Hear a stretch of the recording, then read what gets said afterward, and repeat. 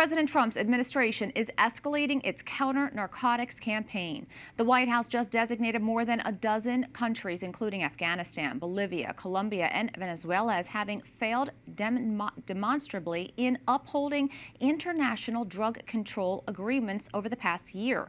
The announcement comes as the U.S. military carried out its second strike in recent weeks on what officials describe as a Venezuelan drug vessel. Joining us now to discuss further is David Luna, the Executive Director of the International Coalition Against Illicit Economies. Welcome, David. Good to be with you, Veronica.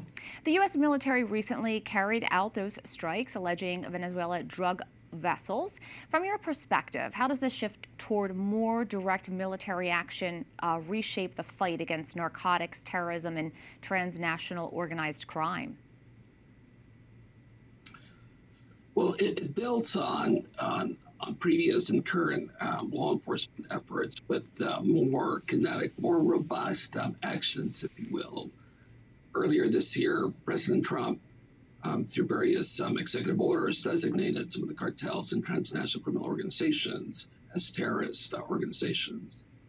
This entails, I think, a wider use of tools to combat these threats, including not only expanding more prosecutions capabilities through counterterrorism authorities, but also to follow the money to freeze assets using broader forfeiture authorities, imposing sanctions, and employing intelligence and military assets, as we have seen recently, both in Canada and in international waters outside of Venezuela.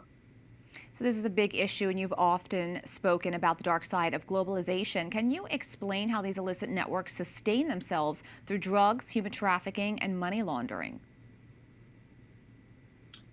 Well, I mean, it's these other illicit criminal activities that really helps to finance not only their diversification into other illicit markets, but it helps to finance their criminal campaigns, their operations, their infrastructures, their logistics.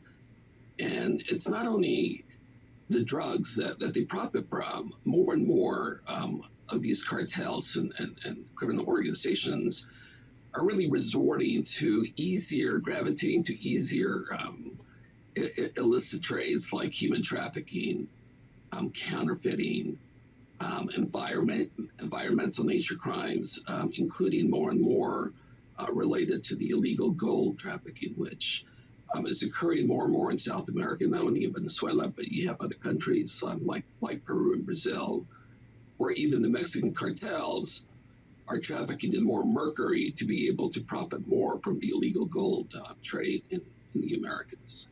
Looking forward, what specific strategies or multilateral frameworks do you believe are essential if the U.S. and its allies are to weaken cartel power and counter the rise of narco states in the Americas? It requires what President Trump and the U.S. are doing right now. It requires more coordinated international cooperation, leveraging not only U.S. capabilities and capacities, but working with our partners like Mexico, like Colombia, like the European Union, to be able to disrupt and dismantle these cartels and criminal organizations through their own authorities and through their own intelligence and capabilities. In fact, I do think that the sharing of intelligence across borders, across governments, and with the private sector becomes even more important today. David Luna, thank you so much for your time today. Thank you, Veronica.